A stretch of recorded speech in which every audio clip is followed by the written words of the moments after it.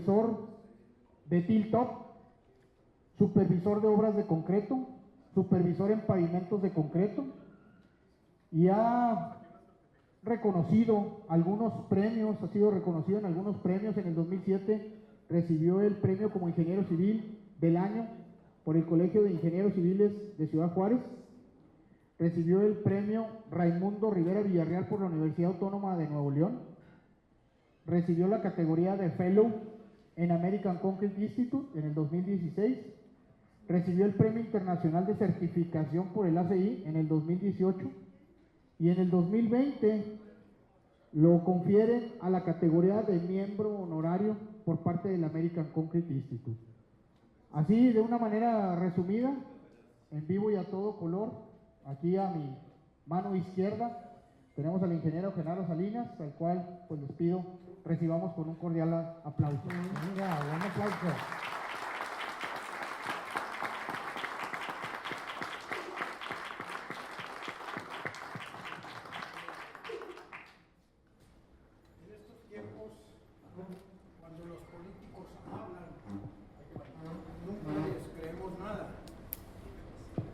Que en estos tiempos cuando los políticos hablan nunca les creemos nada, pero por ahí recuerdo unas palabras de uno de ellos que decía, cuando se habló de un currículum muy amplio, dijo: para esto únicamente se necesita ser viejo.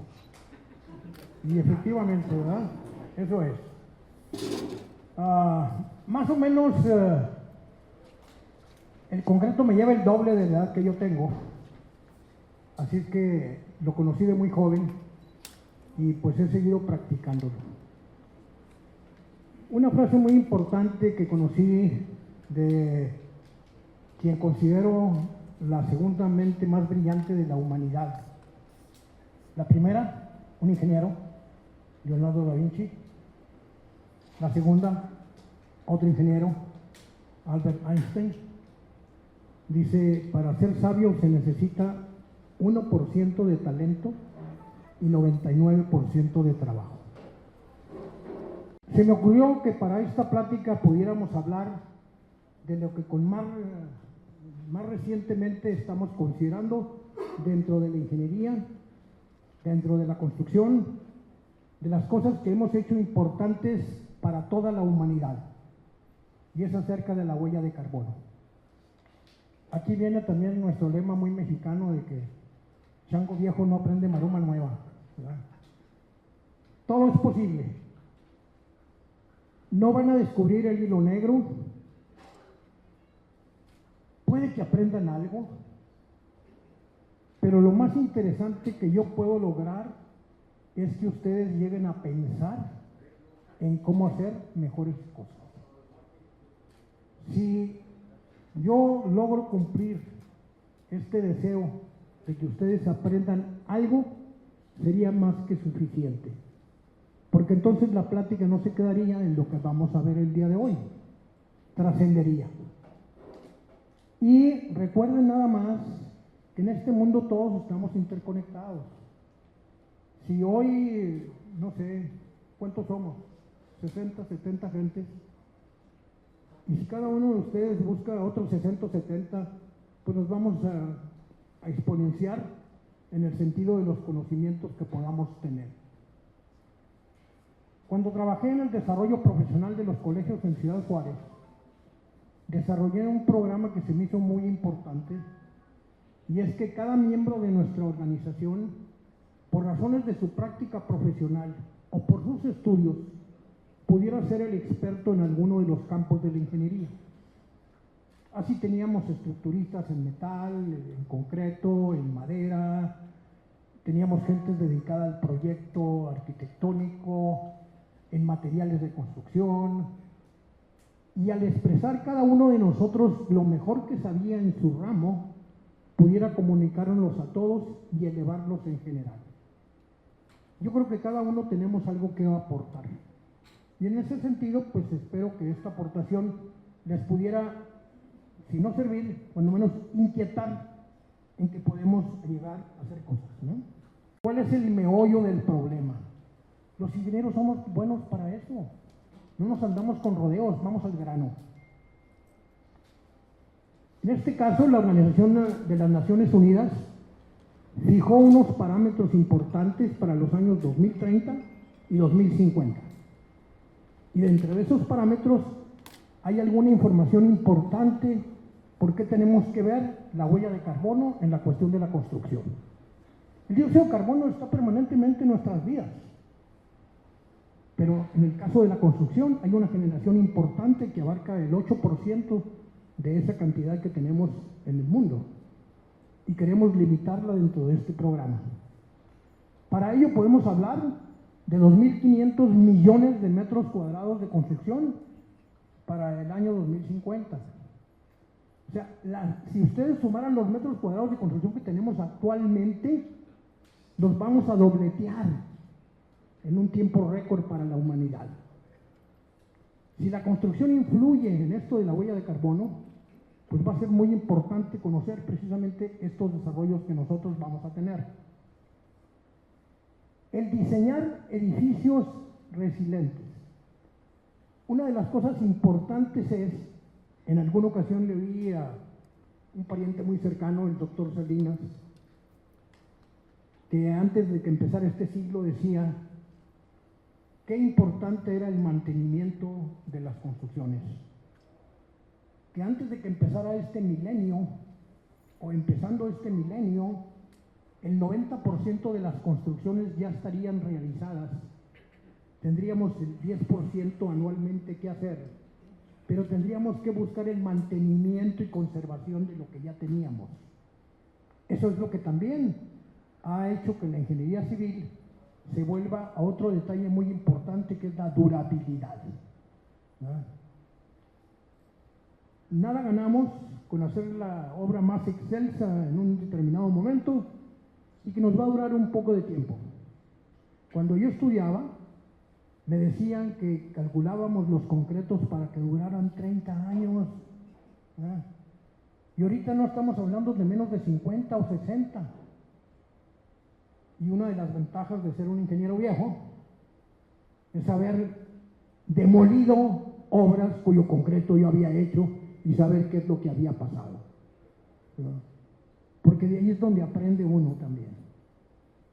Y estos son puntos importantes del por qué tenemos que hablar nosotros de la huella de carbono. La importancia de los desastres naturales que con más frecuencia estamos viendo hacen que tomemos en cuenta precisamente para que nuestras construcciones que hemos calculado para unas cargas determinadas, situaciones diversas, se ven comprometidas con estos, podríamos decir, accidentes de la naturaleza. En algunas ocasiones he mencionado que el ingeniero es como un abogado, pero es un abogado que trabaja con las leyes de la naturaleza y las domina. Es un médico que cuida que no se le enfermen las estructuras y busca sanarlas cuando es necesario también. Nuestra profesión es muy importante en este aspecto. Todas las demás profesiones que existen en el mundo o viven, comen, duermen, se divierten, juegan en obras que nosotros hacemos. De esa capacidad es lo que nosotros tenemos que lograr, hacerlo mejor para la humanidad. Es el papel del ingeniero precisamente. Volviendo a esto mismo, tenemos que diseñar edificios en donde la energía de consumo para su mantenimiento y servicio sea la menor posible. Ese es otro de los planes que tenemos dentro de la Organización de las Naciones Unidas. Y finalmente estaremos hablando nosotros de la reducción de la huella de carbono. Vamos a ver qué actores van a funcionar en esto que vamos a platicar el día de hoy. Nosotros vamos a platicar del productor de concreto, empezando por el productor de cemento, el productor de concreto, el usuario del concreto y el laboratorio que nos ayuda al control que tengamos de calidad. Muy importante, lo distinguimos mucho en Estados Unidos y poco en México. El control de calidad lo realizamos los mismos que estamos haciendo la obra. Aseguramiento de la calidad lo hace un ente independiente que nos ve con otros ojos y que estemos logrando el control de calidad apropiado. Es por eso que encontramos inspectores de todas las partes que funcionan dentro de una construcción. Y hoy quiero señalar que estos 4 componentes en el aspecto de la huella del carbono, ¿quiénes son los actores? Estos son. Y tan importantes uno como el otro, pero tenemos que trabajar en equipo precisamente. Si yo regreso a lo que es el concreto, voy a empezar por hablar de sus materiales y de la manera más sencilla, ¿verdad? En alguna ocasión pudiera platicarles de pues algo más complicadito por ahí, pero si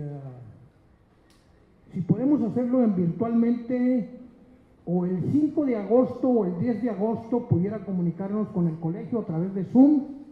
Estaré dando una plática en Costa Rica con un tema que yo le llamo el genoma del concreto.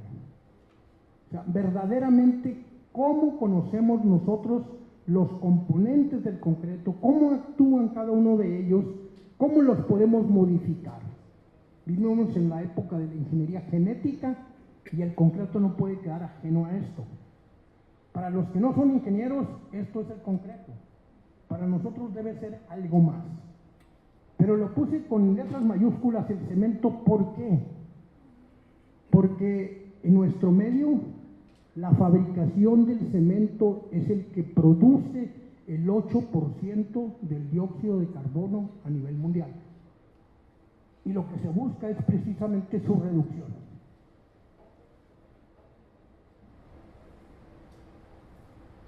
Recordándoles, una fábrica de cemento consiste en una alimentación de materia prima con el flujo en este sentido, a través de etapas de precalentamiento, llegar a un horno donde fundimos la mezcla cruda que le llamamos y molemos finalmente la mezcla calcinada y enfriada, le llamamos clinker, la molemos con otros componentes y tenemos el cemento. ¿Okay? Recordándoles física de secundaria. La principal materia prima es el carbonato de calcio, la caliza, que con el proceso que nosotros tenemos aquí, separamos en óxido de calcio y dióxido de carbono.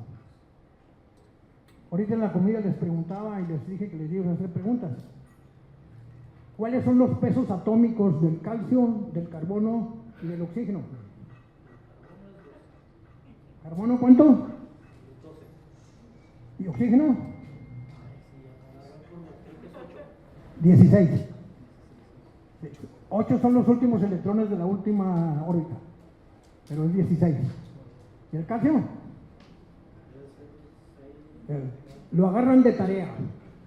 Pero si suman los pesos atómicos de estos componentes y su descomposición, van a encontrar que esto representa el 45% de la materia prima que estamos alimentando.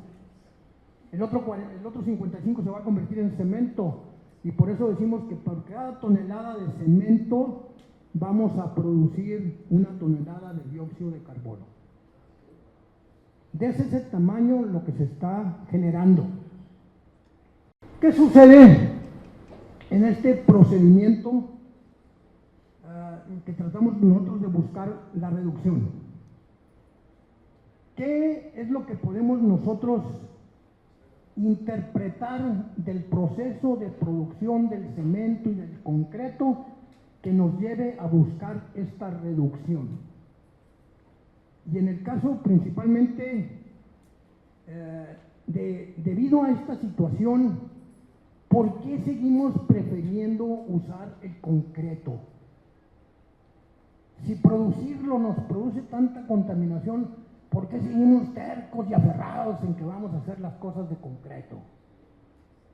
Porque, y siempre desde hace mucho tiempo, nunca se me ha olvidado traer una moneda en la bolsa. Todas las monedas tienen dos caras.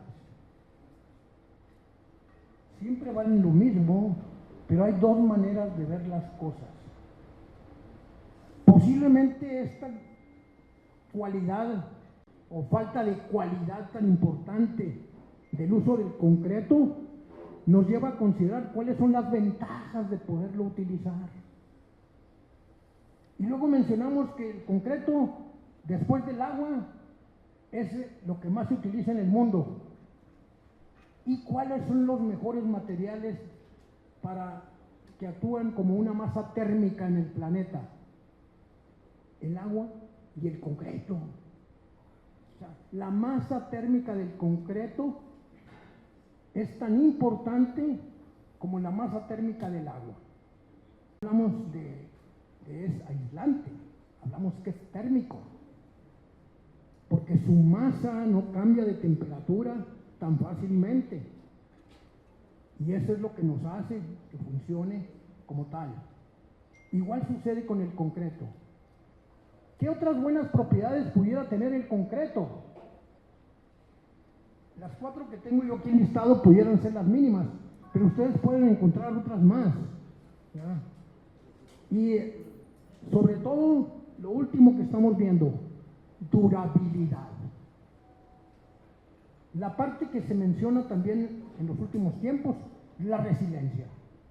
Cuando hay desastres es más fácil reparar una de concreto que de cualquier otro material. Entonces, tiene sus ventajas el poder utilizar el concreto que debemos compensar nosotros. Esa es la otra cara de la moneda con la que tenemos que trabajar nosotros. Hoy a mediodía comentaba con algunas gentes acerca de lo que cuesta el concreto y les decía que no busquen un concreto barato, sino económico. Es decir, un concreto cuyo valor o costo es según lo que haga. Si hace muy poco, pues va a ser barato. Si hace mucho, va a ser muy caro desde el punto del valor total. Pero la economía está en los servicios que presenta uno y otro. ¿Por qué compramos un carro austero? Pues porque no tenemos otra sopa. Pero si nos dieran la oportunidad de equiparlo de todo a todo, tenemos otras ventajas que nos cuestan. Igual sucede con el concreto. Queremos algo más que haga el concreto, nos va a costar más. Pero va a pagar con creces precisamente ese costo, principalmente por una de las cosas importantes, y es durabilidad. Si además de esto yo considero que cuál podría ser el reto precisamente del utilizar el concreto, pues consistiría en que nosotros buscáramos esta reducción de la huella de carbono, ¿verdad? Y buscáramos que en los proyectos hubiera todos los medios necesarios para lograr esta reducción en la huella de carbono.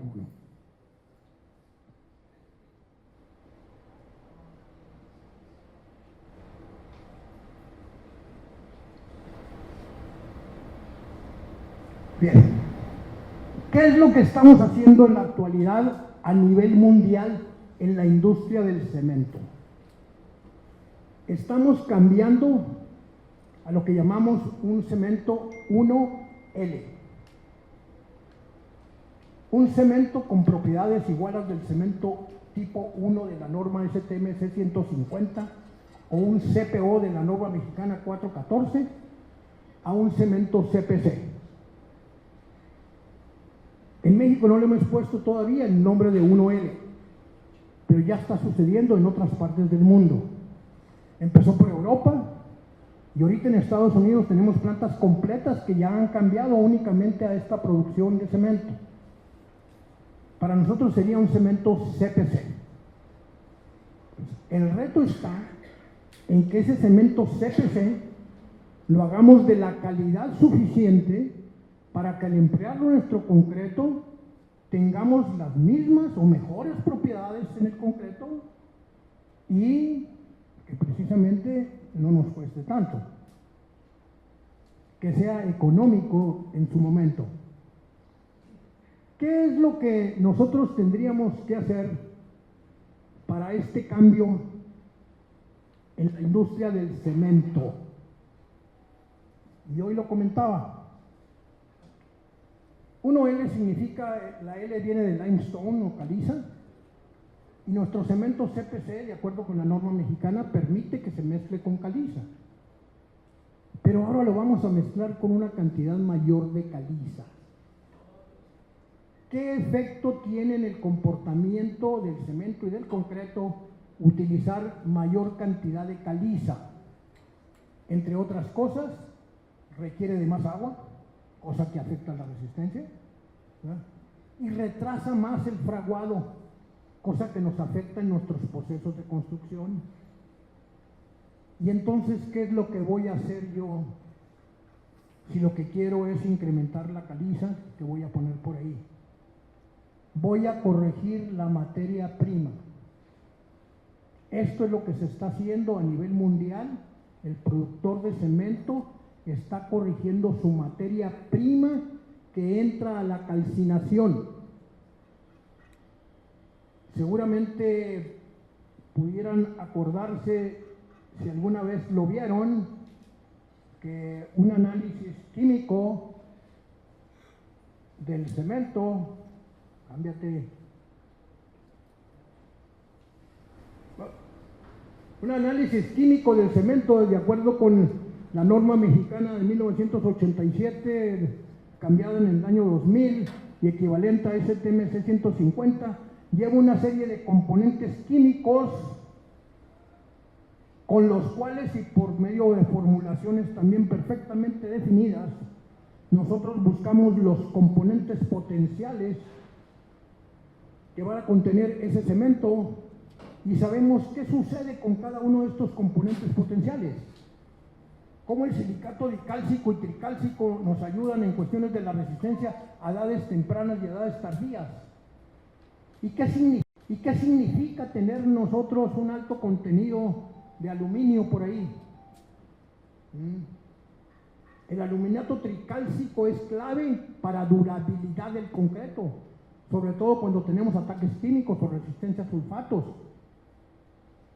Entonces, ahorita lo que estamos haciendo es modificar la materia prima cruda, incrementando el aluminio para que ese calor que genera compense el retraso en el fraguado que da la caliza y modifique el silicato que nos logra la resistencia temprana y compensemos lo que posiblemente algunas gentes lleguen a considerar como una adulteración del cemento. Entonces, la industria del cemento está trabajando en modificar químicamente los componentes desde su raíz para lograr un cemento aceptable con lo que estamos acostumbrados a utilizar nosotros, ¿eh? Y poder utilizar esto. ¿Qué significa eso? Si en la materia prima yo disminuyo, a lo mejor es muy poco, 2% de caliza, puedo disminuir 1% de la producción mundial de CO2 por parte de la industria del cemento. La recomendación que yo he hecho con los fabricantes de cemento y concreto es que hagan la prueba también. Y esto viene de una costumbre muy importante que yo he tenido de cada vez que me llegaba una carga de cemento, calcular los componentes potenciales y encontrar qué es lo que estaba pasando con ese cemento y relacionarlo con mis pruebas de concreto, ¿verdad? Cosa que no estamos acostumbrados a hacer, pero que yo lo estuve haciendo desde hace más de 40 años. Hago concreto hace más de 60 años, pero el que voy a hacer mañana va a estar mejor que el de hoy. Eso es lo que pretendemos siempre, tarde o temprano, ser mejores. ¿Qué otra cosa está haciendo la industria del cemento para reducir estas emisiones? Lo más grave del dióxido de carbono es hacer el efecto invernadero que provoca el calentamiento global. Entonces, ¿qué está haciendo la industria del cemento? Está recuperando los gases y los está pasando por este calentador que está aquí. Es un sistema Calix australiano que ya está funcionando en Europa y está recuperando el gas carbono y lo estamos almacenando. Ya no está saliendo a la atmósfera. No. Cuando le pregunté a un cementero mexicano, porque vi su logotipo junto con el equipo australiano, dijo, es que lo estamos haciendo en Europa, ¿y por qué en México no? Ese mismo cementero, hace un mes leí un artículo donde está produciendo clínker con energía solar. Tiene una granja solar a base de espejos y ya concentró los rayos para producir la suficiente temperatura para calcinar la piedra. Claro, todavía no lo puede hacer en volumen y en serie. Dije, ¿y por qué no calienta? Ah, porque me dijo que este calentador necesitaba gasto de energía además, ¿verdad? También. ¿Y por qué no lo calientas con la energía solar que produciste el clínker? ¿Y por qué siendo mexicano lo haces en Europa y en España y no lo haces en México? Que además nuestra curva de asolamiento es mayor, ¿verdad? Entonces, hay algo que la industria del cemento ya está haciendo. Tomen en cuenta, y por ahí se van a encontrar estas siglas que están por aquí. CCS significa Carbon Capture and Storage, captura del dióxido y almacenamiento. Y este otro es Direct Air Capture and Storage. O sea, directo del aire extraer el dióxido de carbono, capturarlo y almacenarlo.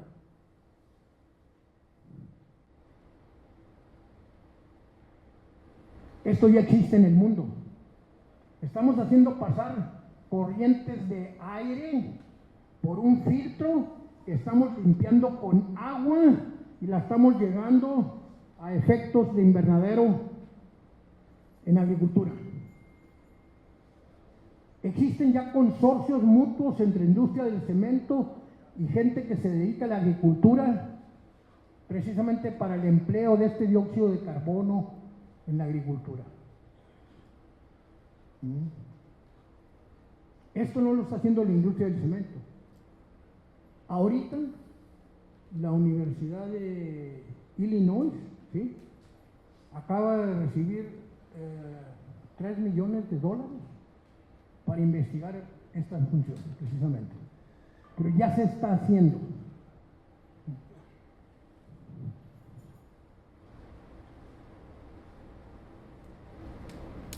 ¿Qué va a hacer el productor de concreto? Hasta ahí vemos lo que está haciendo la industria del cemento. La industria del cemento pretende que si utilizamos la misma cantidad de cemento por metro cúbico, pero es un cemento que lleva menos clínker, va a generar menos dióxido de carbono por metro cúbico de concreto producido y ligeramente menos por tonelada de cemento producido, pero tiende a disminuir precisamente la producción total que estamos buscando en el mundo.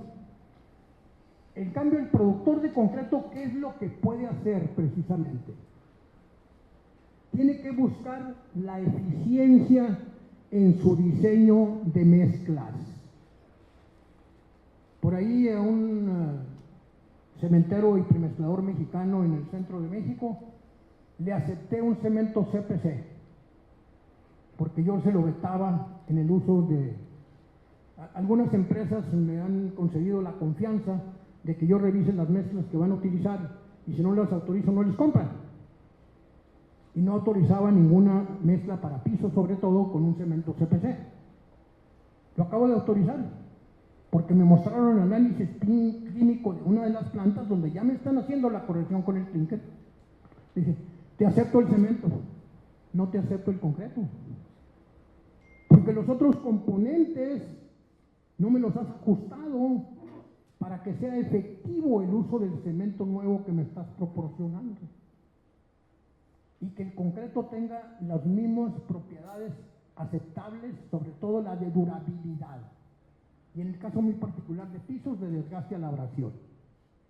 Entonces, esta eficiencia que debe buscar el premezclador, y mucho de lo que yo les esté platicando lo van a tener, espero que lo estén firmando también y esté en su posición cuando ustedes quieran. Siempre que yo doy una plática o comento algo, está a disposición de todo el mundo. Nada es secreto, ¿verdad? De ninguna manera estamos descubriendo el hilo negro. A lo mejor estoy jalando hebritas que existen ya por ahí, solamente un llamado de atención precisamente para que pongamos atención en ciertos aspectos que ustedes mismos pueden informarse de una manera superior a la que yo les pueda platicar en este rato que voy a estar con ustedes. Cuando nosotros estamos hablando de disminuir la variabilidad de las mezclas de concreto, es una de las cosas sumamente importantes.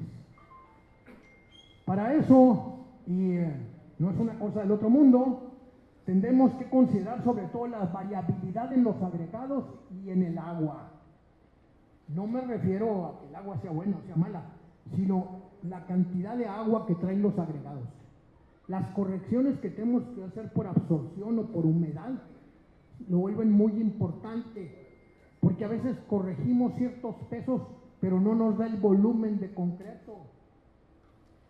Entonces el consumo por metro cúbico, cuando no cumplimos con el volumen total del metro cúbico, pues es superior a lo que teníamos con el cemento convencional.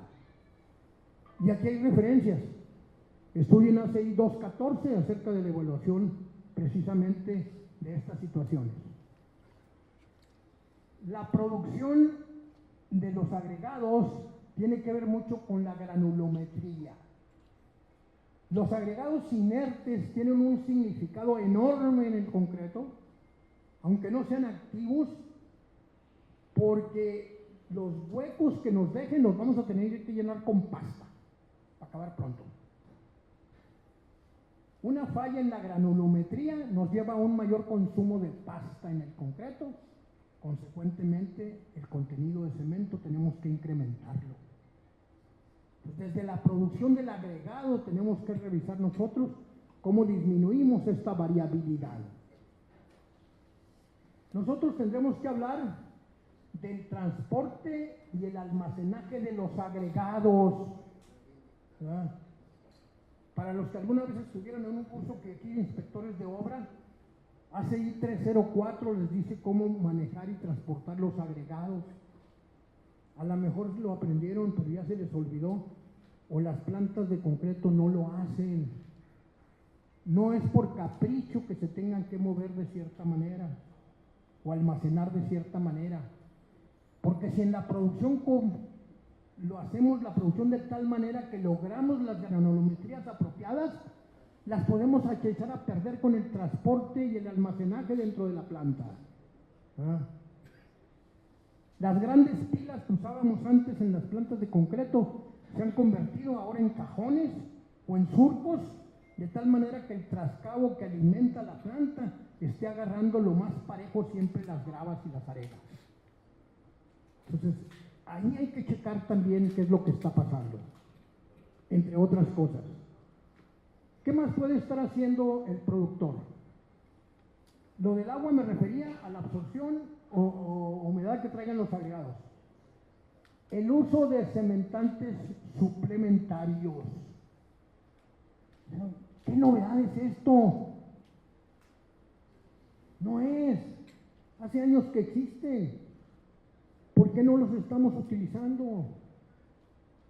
En el mundo de casualidad encontramos la ceniza volante o fly ash, porque a alguien se le ocurrió revisar un tiradero y se dio cuenta que se estaba endureciendo igual que cemento y lo empezó a utilizar en el cemento. Pero ahora, tratando de eliminar la temperatura del medio ambiente, estamos dejando de utilizar combustibles fósiles y se va a desaparecer el fly ash. Entonces estamos volteando los ojos a las puzolanas naturales, o a las que con otro procedimiento, como las arcillas calcinadas, podemos lograr los mismos efectos. Necesitamos energía para poder provocar su reacción, pero el ahorro en cemento también va a ser apropiado, porque además nos interesan para otro aspecto importante que lo vamos a ver con el usuario. ¿Cuántos han ido a hablar del concreto de ultra desempeño? ACI 239, concreto de ultra desempeño. ¿Cómo llevamos a calidades, sobre todo resistencias superiores, para disminuir el tamaño de los elementos de concreto, entre otras cosas? Cuando yo empecé a hacer concretos de 700, 800 kilos por centímetro cuadrado, hace muchísimos años, me decían que para qué. Porque no llegábamos nomás que a 210 o 240. ¿Verdad? Yo ahorita estoy trabajando con concretos de 17,000 libras. Estoy trabajando con concretos de 1,200 kilos por centímetro cuadrado. ¿No? Ahorita, el puente nuevo sobre la bahía de Corpus Christi, comentaba hoy también con algunas gentes, lleva 1/3 de cemento CPO, 1/3 de ceniza volante y 1/3 de escoria molida de alto horno. Y si ustedes voltean a la ceniza, a la escoria de altos hornos, existen montones en muchas partes del mundo que no se han utilizado. Cuesta molerla, pero podemos llegar a sustituir hasta el 50% del cemento. O sea, el uso de componentes suplementarios, artificiales o naturales, es otra área que tiene que manejar el productor de concreto. La norma mexicana de producción de cemento lo contempla, que el cementero lo puede usar, pero en otras partes del mundo lo hacemos los concreteros. Entonces no hay razón de no hacerlo si sabemos de lo que estamos hablando. También tenemos que conocerlo. Me toca trabajar junto con el ingeniero Ramírez en el 11, nuestras normas mexicanas, ¿no? Y me acaba de hablar la encargada de nuestro comité de concreto y agregados que le consiga la norma STM de la ceniza volante, porque no sabe nada. La STM quiere saber, ¿verdad? Oigan, si estamos metidos en esto, la persona encargada de todo esto no sabe ni por dónde, pues estamos mal. Pero en fin, esto también, el concretero, entre otras cosas. El uso de aditivos. Échenle un vistazo a ACI 212. ¿Qué conocíamos cuando yo empecé haciendo concreto? Retardador, acelerante, reductor de agua. Párale de contar. Hay 17 tipos de aditivos. Mejoramos la trabajabilidad, dormimos el concreto, lo excitamos, le cambiamos la viscosidad. Hay tantas cosas que hacer, precisamente porque conocemos el ADN del concreto y la ingeniería genética la estamos aplicando en el genoma del concreto. Entonces, esa es otra cosa importante. En octubre pasado estuve viendo unos pisos de concreto preforzado en Xilotepec, Estado de México. Estamos tirando pisos de 100 por 100 metros sin juntas. Van postensados. Y el productor de concreto, que además produce sus propios aditivos, no quiso usar sus propios aditivos, compró de otra marca, porque no se tuvo confianza él mismo. Imagínense nomás cómo son las cosas, ¿no? A mí me quiere vender concreto con su aditivo y para otra cosa que puede tener problemas no usa su aditivo. Oh, pues ¿cómo? Imposible. Es como si yo no quisiera comprar el concreto que yo hago. Pues no. Y estoy hablando de la aplicación del CO2 en la producción de concreto. Y aquí viene este otro asunto que quería mencionarles. Si tienen interés en conocer más de esto, y ahora que el internet es el pan nuestro de cada día y a través de su teléfono, entren a un sitio que se llama Carbon Cure, Carbon Cure. Ahora, el dióxido de carbono, una vez capturado y almacenado, lo estamos mandando a una planta de concreto y lo estamos inyectando en la producción de concreto. Estamos absorbiendo el 25% del peso del cemento en dióxido de carbono. Y se puede mejorar todavía. Sí, señores. cuesta el equipo de dosificación que necesitamos para esto. Oye, ¿y por qué no voy a hacer el esfuerzo si tanto interés tengo en mejorar el planeta? Y luego me lo va a cobrar a mí que lo necesito.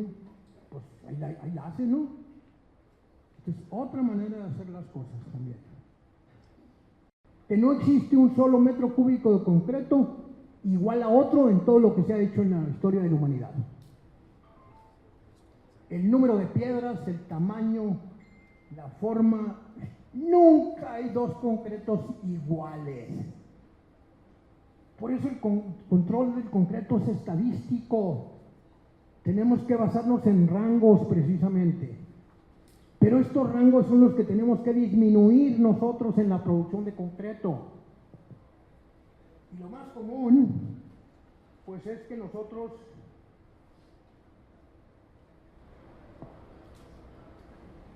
recuerden esto de estadística, aunque no está la curva perfecta, pero nosotros tenemos un comportamiento determinado en los resultados que tenemos de la resistencia del concreto.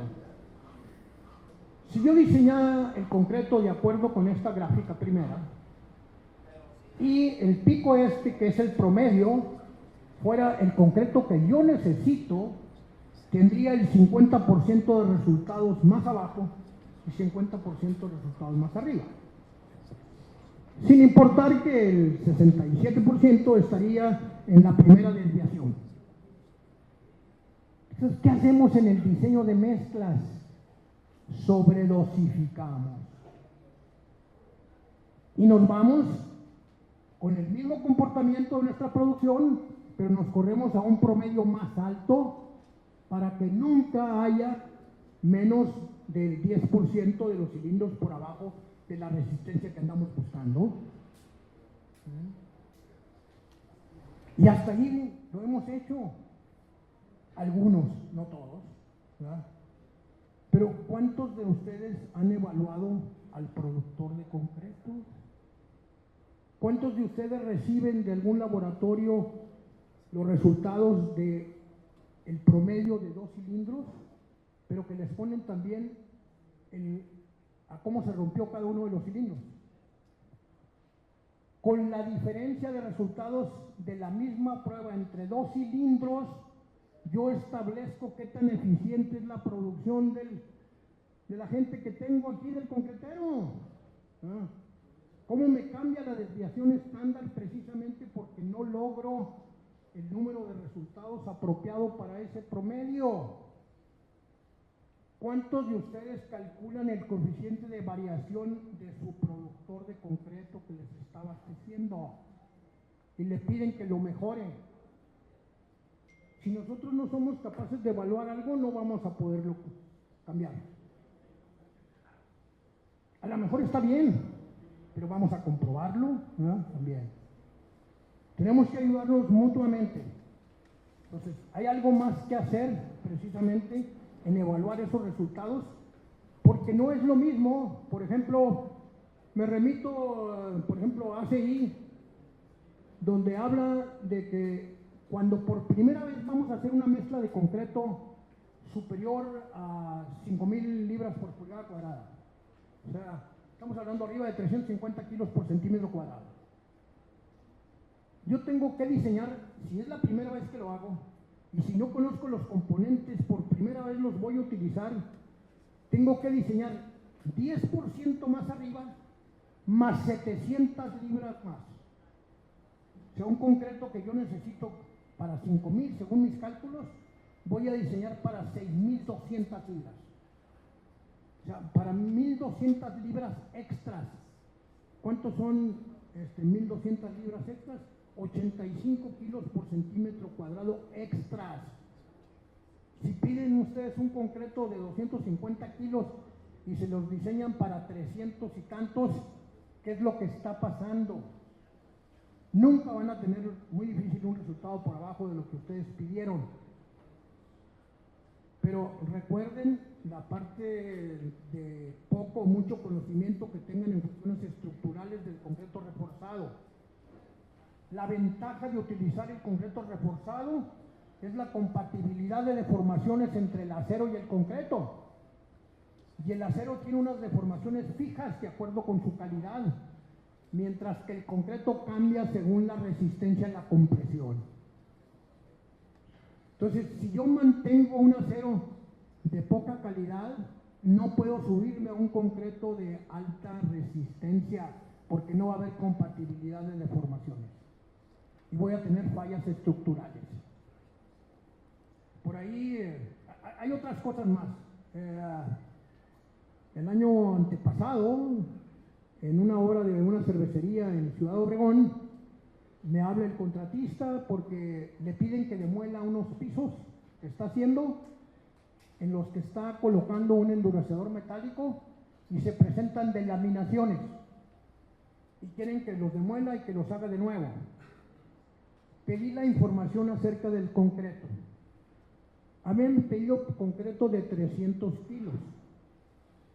El premezclador me presume de que ninguno de sus cilindros dio por abajo de los 300 kilos. El promedio de su concreto a los 3 días estaba dando 350 kilos.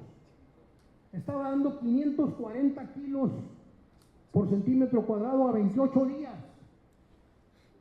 Revisé la cantidad de cemento y establecí la relación agua-cemento que se necesitaba, era de 0.32. A ese concreto le faltaba agua para humedecer el mortero endurecedor que estábamos colocando encima, tan sencillo como es. Cuando yo especifico para un concreto de pisos un revelamiento de 10 centímetros más menos 1, se me asustan, ¿verdad? Pero si me piden unos números de planicidad más altos, se los subo a 12 o a 12,5 centímetros, porque necesito humedad para poder trabajarlo. O sea, hay algo más que tenemos que saber del concreto.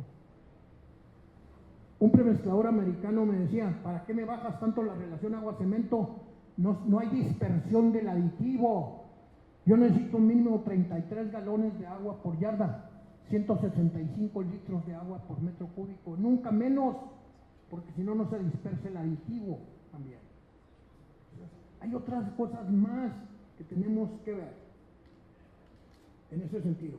Y, por supuesto, el premezclador es clave en esto. Estamos acostumbrados a hablar, y hemos hablado mucho, que vamos a cambiar de diseño por desempeño. Ya no recetas. Oye, sí, yo necesito decirle al premezclador, esto es lo que yo quiero. Este es el comportamiento que yo quiero que tú me entregues en estado fresco y en estado endurecido. Y entonces el premezclador me va a decir, esta es la receta que voy a utilizar para lograr lo que tú quieres. Entonces, no hemos olvidado la receta, pero es un doma ir y venir entre los dos. Si a mí se me ocurre decirle, oye, no me subas tanto el cemento, pues no me pidas tanta resistencia, ¿no? Oye, bájame el agua, no me pidas homogeneidad. Tenemos que estar de acuerdo en este punto entre el usuario, que es donde empieza a entrar el usuario, a lograr las especificaciones. Por ahí un buen estructurista mexicano con premios internacionales en su diseño estructural, le preguntaba yo, oye Roberto, y después de que diseñas un edificio, ¿qué es lo que checas en la obra? Nada, dice, ya no es mi responsabilidad. ¿Cómo que nada? Algo tienes que checar, porque al primero que le van a echar la culpa si algo falla es a ti. Sí, pero las pruebas van a demostrar que eso no es cierto, que yo hice bien los cálculos. Señores, necesitamos estar de acuerdo todos vamos por el mismo camino, no podemos evitar nuestra responsabilidad, tenemos que llevarla más allá de lo que me toca, algo más allá. Esta simbiosis entre el productor y el usuario es muy importante, de tal manera que no le pongamos límite al premezclador. Perdónenme la expresión, pero en 1958, posiblemente algunos no hubieran nacido, pero es cuando estábamos haciendo el nuevo cauce del río Bravo, en Ciudad Juárez. Estábamos haciendo las nuevas garitas y el supervisor de una obra viene y habla conmigo. Y si algunos se cruzan al paso por la garita de Córdoba o Puente Libre, que le llamamos, revisen la cubierta de la aduana que está ahí. Porque me dijo, no me importa si me das caca con piedras, así me dijo. Pero yo necesito tumbar la cimbra en menos de 3 días. Quiero un concreto bombeable. Las bombas no tenían pluma entonces. Alto revenimiento porque lo quiero aparente liso. Y quiero descimbrar en 3 días porque aquí se van a parar el presidente de México y de los Estados Unidos. Y entonces haz lo que quieras, dijo. Pues también te dejan el paquete, ¿verdad? Tampoco me preguntó cuánto le iba a costar. ¿Ah? Sí. ¿Qué fue lo primero que se me ocurrió? Miren, yo manejo aditivos desde que eran en polvo y teníamos que disolverlos. ¿Ah? Para entonces ya teníamos formulaciones líquidas de dosificación fija. Yo tenía que colocar tantos centímetros cúbicos por kilo de cemento. Si colocaba menos no funcionaba y si colocaba más se me dormía el concreto y no fraguaba. ¿Y qué se me ocurrió hacer? Incrementar el reductor de agua. Y luego, pues una vez que esté mezclado le meto un acelerante. Y que llegó el representante de los aditivos y me dice, oye, eso está prohibido hacerlo. Ah, caray, le dije. ¿Y el acelerante ya te lo pagué? Sí. ¿Y el reductor de agua ya te lo pagué? Sí. Pues mira, esos son míos, ¿no? No, pues sí. Pues con lo mío hago lo que me da mi gana y sé más de concreto que tú, ¿no? Y tiramos el concreto como yo le dije. Y sacamos cilindros de campo. Y empezamos a probar a 48 horas. Nada, 56, cada 8. A 64 horas teníamos la resistencia de 250 kilos. Le estoy hablando de 1968. 58, sí, 58. No habían pasado, no, 68, todavía no salía de la escuela, yo 58, apenas estaba entrando a la... No habían pasado 2 semanas cuando llegó el fabricante de los aditivos más importante del mundo, del laboratorio particular más grande de los Estados Unidos. ¿Qué hiciste, Genaro? Pues mezcla. Y funcionó. Y luego me dieron chamba. Pero sin límites. Eso está de moda con los chavos ahora, ¿no? No hay límites, ¿verdad? Pero del reventón. Bueno, hay que aprovechar eso. No limitaciones, ¿verdad? Vamos a dejar, el que sabe hacer las mezclas es el premezclador. Pero tampoco hay que dejarlo solo, ¿verdad? Sí, yo le digo, haz lo que tú quieras, pero luego me das el diseño y reviso yo también, ¿verdad? Oye, ¿y por qué le metiste esto? Por esto otro, y esto de aquí, y esto de allá. Hasta que me convence, ¿no? Y a veces que no me convence, le digo, te lo rechazo, va para atrás, ¿verdad? ¿Cómo me dices que me vas a dar 450 millonésimas de contracción con un concreto que trae 14% de finos de arena? Eso no es cierto. Ni aquí, ni en China, ni en ningún lado funciona eso. Son de las cosas que yo me acuerdo siempre de decir. Cosas ciertas en la vida. Nos vamos a morir. Todos pagamos impuestos. El agua corre para abajo. ¿Ya? No, aunque sea indirectamente, pero los pagas. Todos pagamos impuestos. Y el concreto se encoge, señores. Verdad universal. ¿Ah? Definitivamente. Y se encoge más mientras más finos tenga la arena. Definitivamente, ¿no? Entonces, también tengo que andarles cuidando eso también, ¿verdad? Entonces, hay veces que lo que sucede es que lo están viendo con otros ojos. ¿Verdad? Claro que cuando lo ven ojos que no ven o no saben, pues está carajo, ¿verdad? O sea, también tenemos que decir esto por esto. Tenemos que aprender a justificar las cosas. Pero esto de no límite se vuelve importante porque, oye, consumo mínimo de cemento. Pues, ¿qué vas a hacer? Por ejemplo, el ACI en piso recomienda un consumo mínimo de cemento para el acabado pulido. ¿Verdad? Yo especifico mínimo 500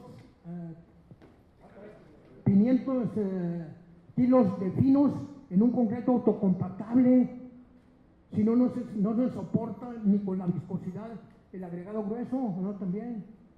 Entonces, tenemos que saber nosotros de qué estamos hablando.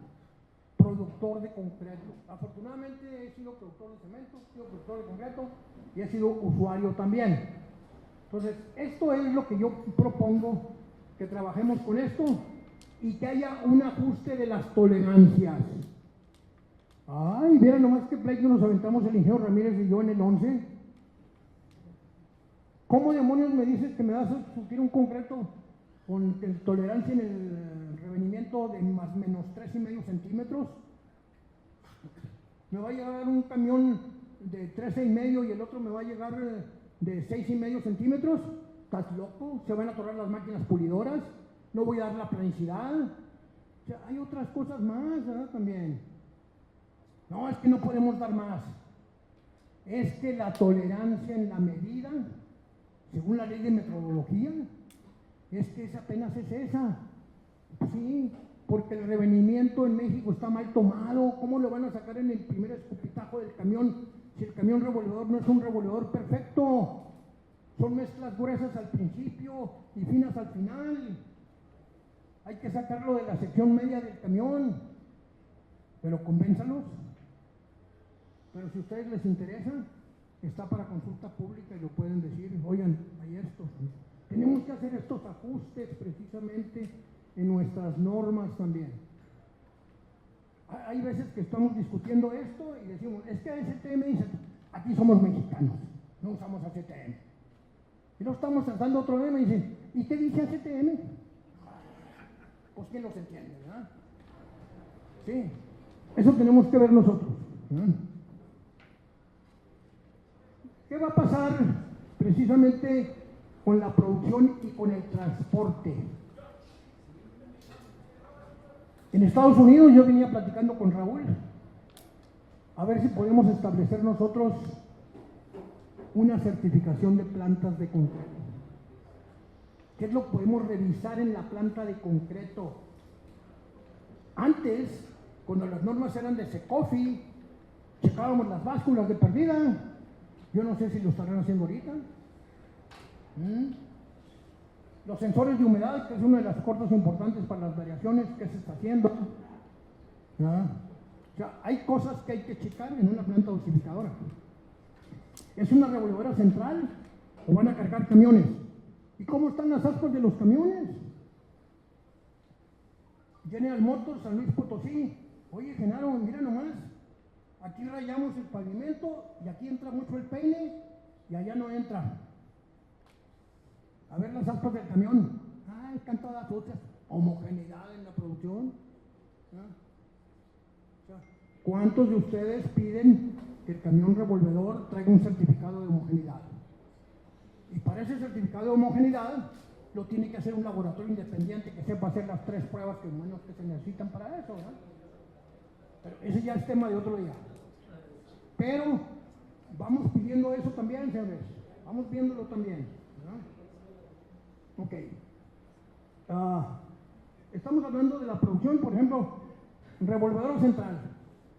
Yo tardo en cargar un camión revolvedor entre 6 a 8 minutos. En una central me lo puedo aventar en 2 minutos. Pero también se ensucian y hay que limpiar las aspas también. Y hay problema con el desgaste de los engranes y cómo bailotean los trompos y se disminuye la eficiencia en la homogeneidad también. Entonces, hay cosas que checar en la planta. La otra cosa es la relación entre el representante que está ahí en la obra y le está diciendo al plantero qué es lo que está pasando con las pruebas que están haciendo. El personal de las plantas de concreto en El Paso, Texas, todos los planteros están certificados como técnicos de campo y como pruebas de resistencia al concreto. Saben de lo que están hablando, del contenido de aire, del revenimiento, de la masa volumétrica, del volumen que están entregando. Porque es el hombre que está en el frente. El jefe, el gerente, el ingeniero no está ahí. no se la está rifando con ellos desde las 2, 3 de la mañana hasta quién sabe estas horas de la tarde también. ¿Ah? ¿Qué sucede cuando empezamos a colar? ¿Y qué sucede cuando andamos terminando? ¿Ah? La gente no reacciona igual. ¿Ah? También. Tenemos plantas que no trabajan turnos de más de 4 horas el plantero. En la última pavimentación que hicimos en el aeropuerto del Paso, checada por el Cuerpo de Ingenieros de los Estados Unidos, los planteros no trabajaban más de 4 horas. Igual que los controladores aéreos, señores, porque pierden noción de lo que están haciendo. ¿Verdad? Entonces, es otra cosa que nosotros tenemos que cuidar. Sí, definitivamente. ¿Verdad? Y la otra cosa, pues, cuando nosotros mezclamos en el propio camión, ¿cuántas revoluciones se necesitan para que un camión quede perfectamente revuelto? ¿Quién me dice eso? Con 70 revoluciones, pero ¿a qué velocidad?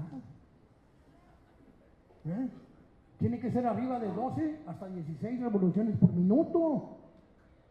¿Cuántos de ustedes han leído la placa del camión revolvedor que está ahí? Y que les dice velocidad de agitación y velocidad de revoltura. ¿Y cuántos han contado los minutos?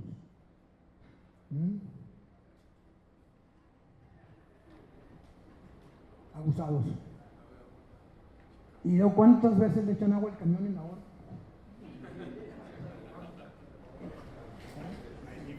Nomás acuérdense, el sistema americano es 1, 1, 1. Un galón de agua por una yarda cúbica es 1 pulgada de revenimiento. En métrico es 1 litro por metro cúbico, medio centímetro nada más. O sea, ¿son Boy Scouts o son lobatos nomás? Medio centímetro nomás. A velocidad de revoltura, por cada 5 minutos le baja 1 centímetro de revenimiento. Pero nunca más de 300 revoluciones. Aunque ya las quitamos de la norma STM C94, para mí sigue siendo válida. Nunca más de 300 revoluciones. Decimos que el concreto ya se quemó. ¿Ya? Hasta ahí. Entonces, hay cosas que tenemos que hacer en la producción de concreto. ¿Y los usuarios qué? ¿Qué vamos a poner de nuestra parte los usuarios para hacer esto? ¿Vamos a aceptar una mezcla con el desempeño apropiado? Según lo que nos han dicho. Pero la evaluación global que nosotros debemos hacer de nuestra obra se vuelve importante. Fijar la meta de lo que queremos lograr. Voy a hacer este edificio y quiero disminuir la huella de carbono en tanto. Fijarnos la meta. Por ahí, y creo que ya te mandó Raúl la revista que tenemos en la Gaceta del ACI, y cualquier miembro del colegio la puede tener también. Me toca como director de la revista escribir algunos artículos nada técnico, pero escribí uno que se llamaba Línea de Impacto. I, idea. M, meta. P, plan. A, acción. C, conocimiento. T, trabajo. O, objetivo. Si tenemos una idea, tenemos que fijar la meta primero. Desarrollar un plan para lograrla.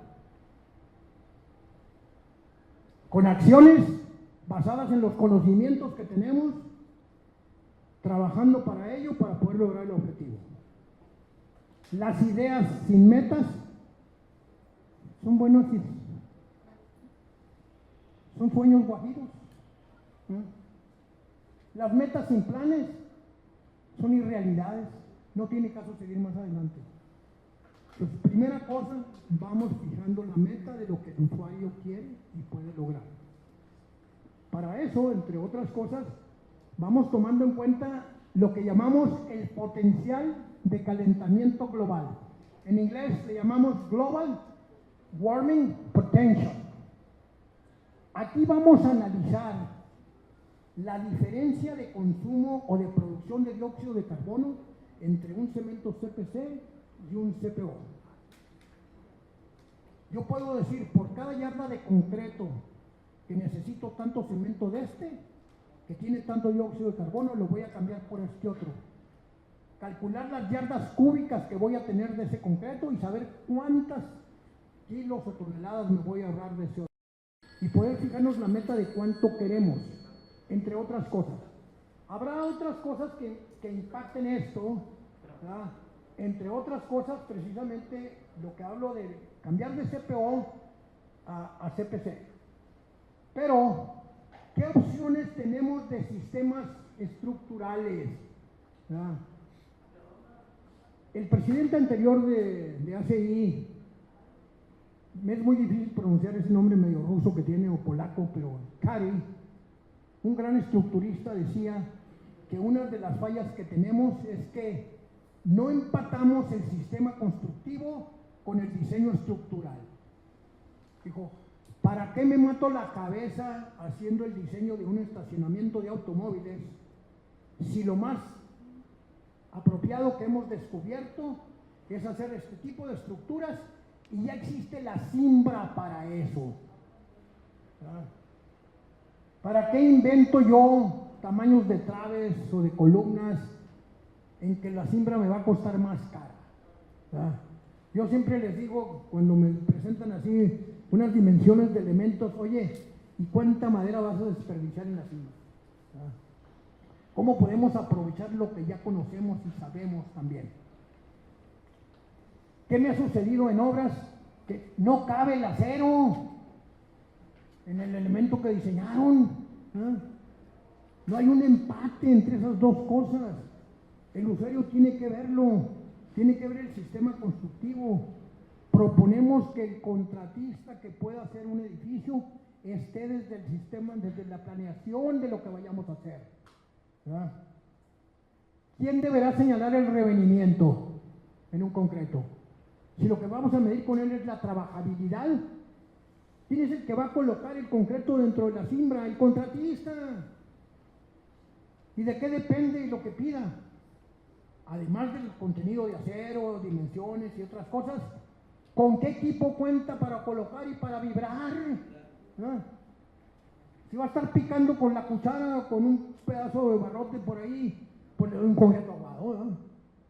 Si tengo un vibrador de alta frecuencia, pues disminuyó nosotros el revenimiento. Al cabo va a quedar bien. Y lo hago con menos relación agua-cemento y me ahorro cemento también. Los sistemas constructivos tenemos que evaluarlos, el usuario, de cómo podemos mejorar, disminuyendo el consumo de concreto y por lo tanto de la huella de carbono, ¿no? Esto hablo en estos dos renglones, ¿verdad? Estimación del volumen de obra que vamos a hacer nosotros y la definición de los espacios, las especificaciones que nosotros tengamos. Ahí aproveché esto que vi de una presentación en Estados Unidos, en donde este cliente se fijó una meta para este edificio, hizo el cálculo en la cimentación, en las columnas, en los pisos, de cuántas yardas cúbicas iba a tener y cuál era el GWP de cada yarda, y estimó lo que en su obra se iba a reducir. Pero además, había que tomar en cuenta cuál es el ciclo de vida de este edificio. ¿Qué gano con que me voy a ahorrar ahorita algo y resulta que no va a durar el edificio por otras causas? También es inútil hacer esa observación si no tomamos en cuenta la durabilidad. Y para eso, pues el concreto se pinta solo, ¿no?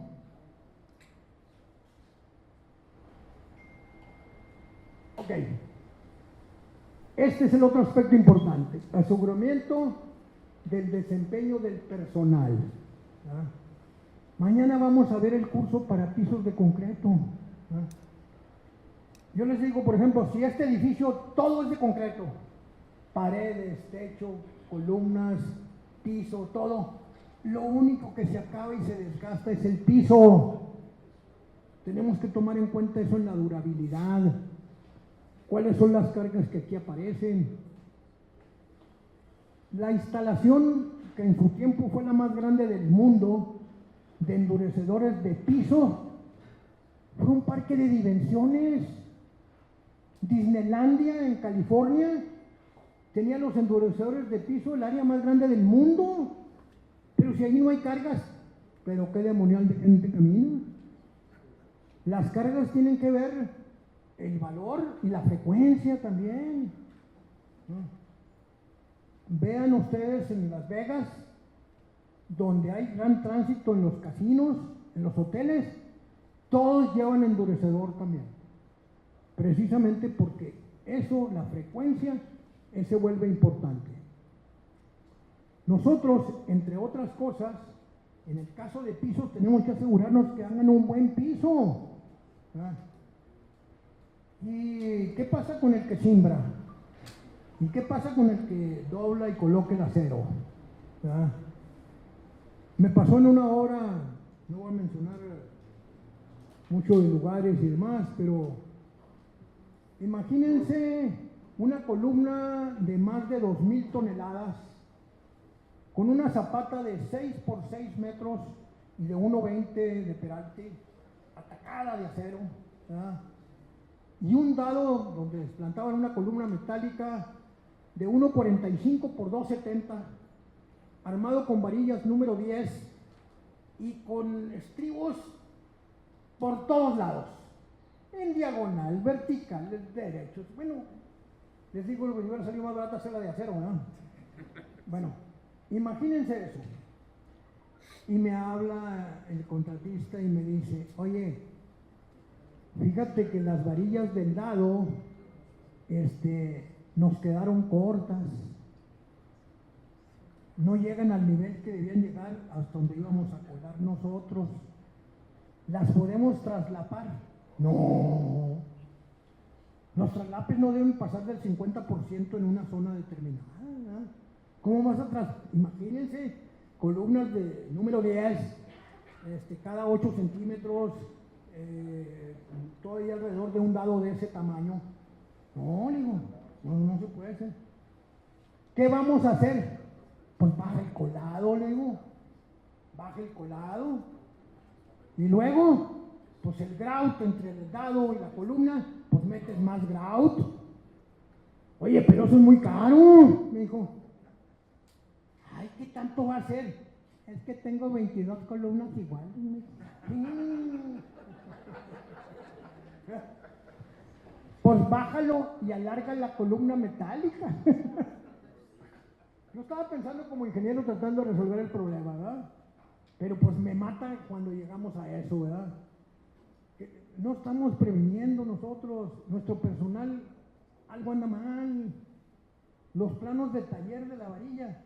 Acabo de revisar una obra donde los polines de los aceros no eran del peralte apropiado. Pues error de construcción y error de supervisión.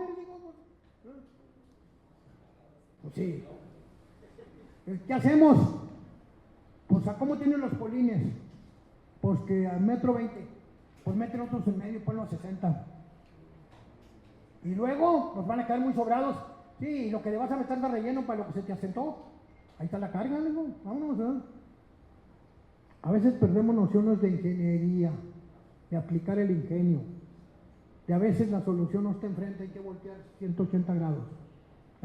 Por eso necesitamos nosotros capacitación y certificación. La certificación es una manera de comprobar que la gente ha estado capacitada. No basta decir con que tomé el curso, hay que ver si aprendiste. Bien. Esto es otra de las cosas importantes. Platicando con un premezclador me decía, dijo, ¿y qué gano yo con hacer la mejor mezcla? Si el cuate que está haciendo ya el revenimiento y haciendo los cilindros trae una varilla coarrugada y no trae una varilla lisa. Y el supervisor ahí está, sí está, pero no sabe. Por la madre, ¿no? Sí, ¿verdad? Estaba viendo esa obra que les decía ahí en Jilotepec.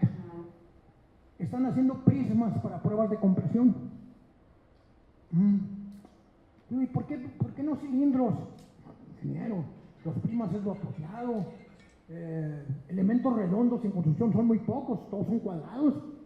¿Para qué comparamos con cilindros? Mejor comparamos con prismas. Pero ¿qué no entiendes lo que es hacer un cilindro de concreto? El concreto, hacemos un cilindro para establecer un estándar que sea permanentemente contra el cual compararnos. Cuando nosotros medimos un desnivel, no andamos midiendo de abajo hacia arriba, tiramos una línea de nivel y vemos las diferencias hacia abajo. El cilindro de concreto es un elemento que hemos fabricado como estándar. La mezcla ha sido diseñada para que cumpla en cilindros de tales dimensiones, fabricados de tal manera, colados de cierta forma, protegidos durante las primeras horas así, llevados a un curado de humedad y temperatura apropiado y se mantengan húmedos hasta que los rompamos. Ese es el estándar. Ya sabré si tomo el 45% de eso para mi diseño estructural por método plástico, si tomo el total y incremento mi coeficiente de seguridad en las cargas, ya sabré qué voy a hacer si ya tengo el estándar. ¿Y para qué haces prismas entonces? ¿Contra qué los vas a comparar? Pues contra los cilindros. Oye, ¿y qué no los vas a tapar? ¿Para qué, ingeniero? La humedad relativa está en el 60%. ¿Y en qué estándar dice eso? No, pues nos imaginamos. Ay, pues qué imaginación tiene, ¿no? O sea, ¿con cuál va a ser el estándar contra el que yo puedo comparar con confianza? Ese es el cilindro. Sí, voy a poder checar si me dieron lo que yo pedí o no voy a poder checar. Pero entendamos que esa es la referencia para tomar nosotros las medidas apropiadas en la consecuencia, en el diseño y en la aceptación también. ¿Verdad? Entonces, necesitamos nosotros precisamente que este laboratorio sea un laboratorio acreditado. ¿Qué significa la acreditación? Posiblemente el ingeniero Ramírez, que se me hace que fue al baño, nos pudiera decir mejor, ¿verdad? Un experto en eso, ¿verdad?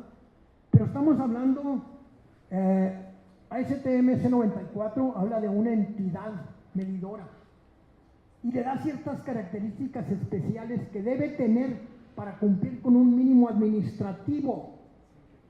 Pero cada laboratorio americano además dice, me voy a certificar en concreto y tengo que pasar estas pruebas. O en asfalto y tengo que pasar estas otras pruebas. O en suelos y tengo que pasar otras pruebas. O sea, hay otras, vamos a decir, subcertificaciones las que tiene que tener. Y los laboratorios mexicanos me dicen, yo estoy acreditado, mi personal está capacitado. Porque la ley me obliga yo a capacitarlo. ¿Y cómo sé que lo hiciste? Tu acreditación es de febrero de este año. Y este cuate que contrataste en mayo, ya nomás porque trabaja contigo, ¿ya está acreditado? ¿Ya está certificado? No. Entonces, es muy importante, señores. Si la medición de las cosas nos va a servir para tomar decisiones, es necesario saber medir las cosas. ¿Ya? Y nosotros no andamos midiendo con una vara cualquiera. ¿Ya?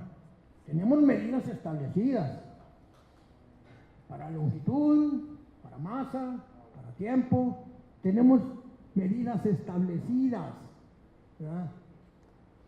Una varita cualquiera la podemos referir a 1 metro si ustedes quieren.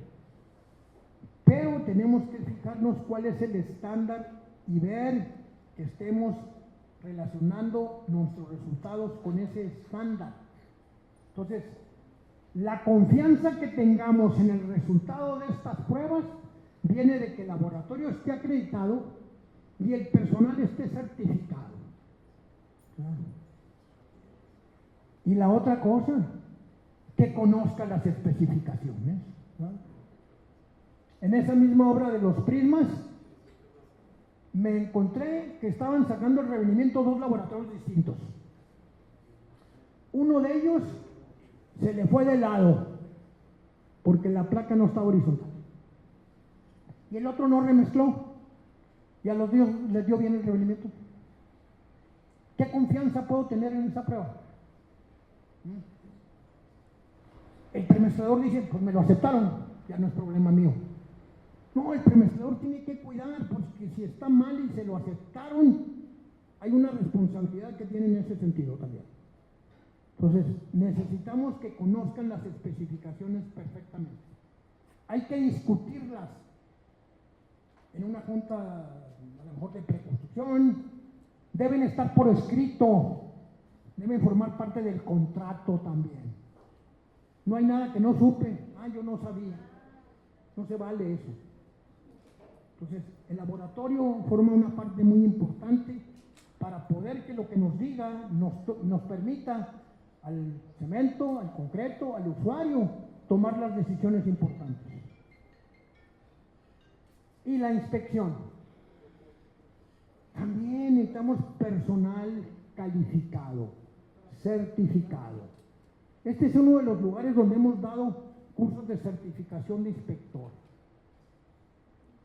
Vean lo que comprende un curso de certificación de inspector de la CI. 301 especificaciones, 117 tolerancias, 213 concretos con agregados ligeros, 304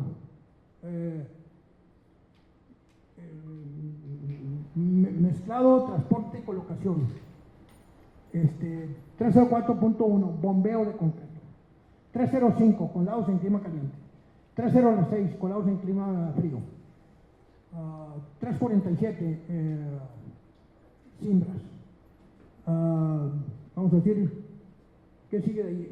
318 reglamento de construcción, el manual completo del CRSI, del Instituto del Concreto Reforzado, conocer los dobleces, las tolerancias en los cortes de las varillas, el diámetro en el que se va a doblar, la longitud de la pata después del doblez, todos los detalles acerca de eso. Señores, hasta lo más elemental. Tengo una parrilla en dos sentidos, ¿cuál es la varilla que va abajo y cuál arriba? A veces no saben siquiera eso. Y luego le echamos la culpa al concreto. Ayer recibí un WhatsApp de una persona que les dio unos cursos en Dallas y me dice, por favor, infórmame si para la junta de una losa elevada tengo que usar un orillero de 1/4 o de media pulgada de diámetro. Dije, las losas elevadas no llevan juntas. Pregúntale al estructurista, si no vas a colar en una sola pieza, ¿dónde puedes cortar? Y que te diga cómo quiere la junta. ¿En dónde la va a tomar? Cortante máximo, momento mínimo, ¿qué es lo que va a hacer? El contratista de Estados Unidos de concreto más grande del mundo, le estaba viendo un edificio ahí en Houston hace unos años, y le digo al residente, ¿y cómo vas a cortar si algo te sucede porque te falta concreto? Por eso vengo cortando en franco. ¿Sí? ¿En dónde vas a cortar? Aquí en la línea de columnas. Pregúntale al estructurista, ¿ves lo que te va a pasar? Le dije, vas a ver. Y luego postensado, además. Entonces, a veces también pretendemos conocer la tecnología y abusamos de ella. Fui a visitar un centro comercial en Guadalajara y me estaban presumiendo que en todas las columnas tenían sensores de temperatura. Y el residente de obra traía su computadora y veía ahí, porque eran inalámbricos, y me decía la temperatura del concreto. Oye, ¿qué a todo dar? ¿Y ahora qué? ¿Está caliente o está frío? No, pues está caliente. ¿Y ahora qué? No, pues no sé.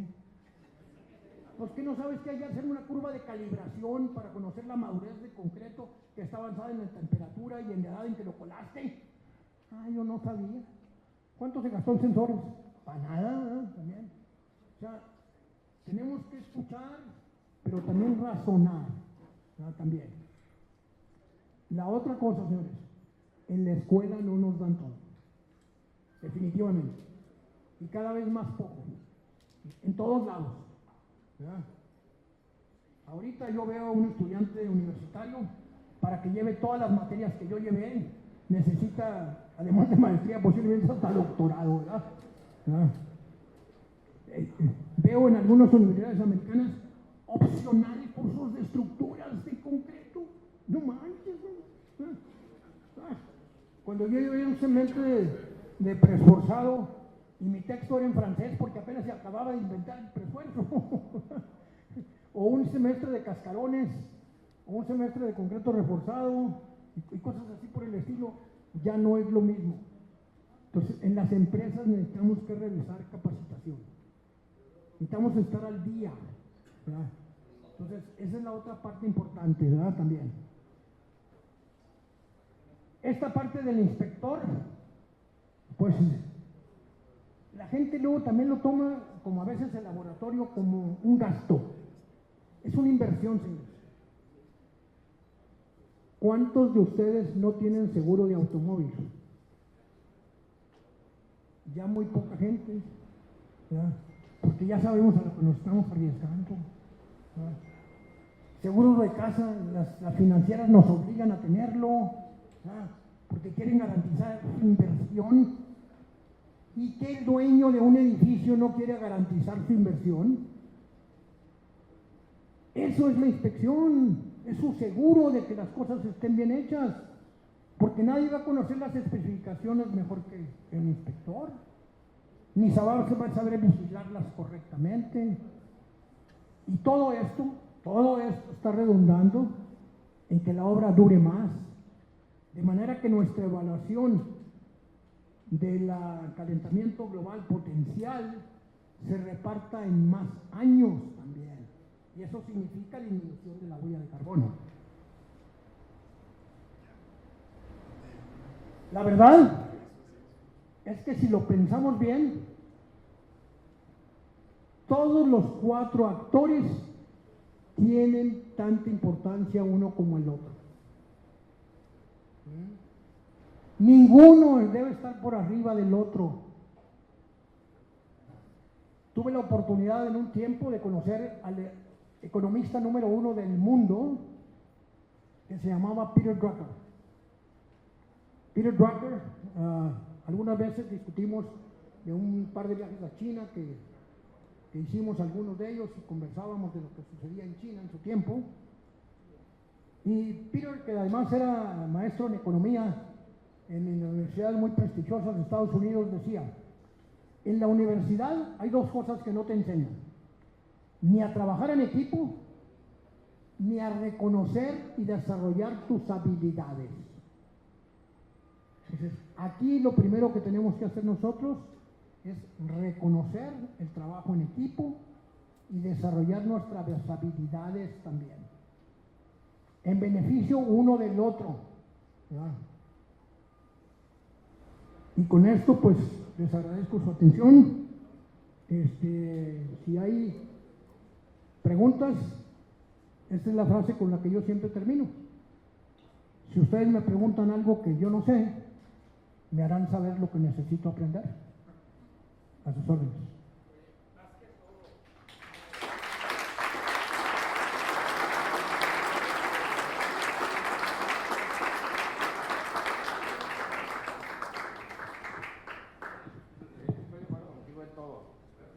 Ahora, más bien, ya no digas más. Más una pregunta va hacia a los fabricantes de cemento. Más que ahorita tenemos la 414 para las características del CPSO y CPC. Pero yo siento que la 414 difiere algo de la ASTM 595. Entonces falta. Ahora, si vamos a fabricar 1L, pues ya no se pega la 414. No. Entonces, tendrían los cementeros que proponer la modificación del 414 mexicanos. Pues te toca a ti y a mí, que somos los representantes. Sí, nomás que los cementeros, ¿cómo se ponen?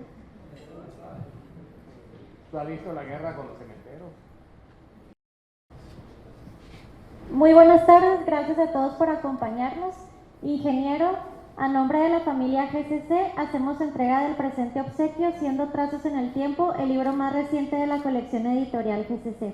Ingeniero Salinas, muchas gracias por su valiosa participación en esta Semana de Ingeniería.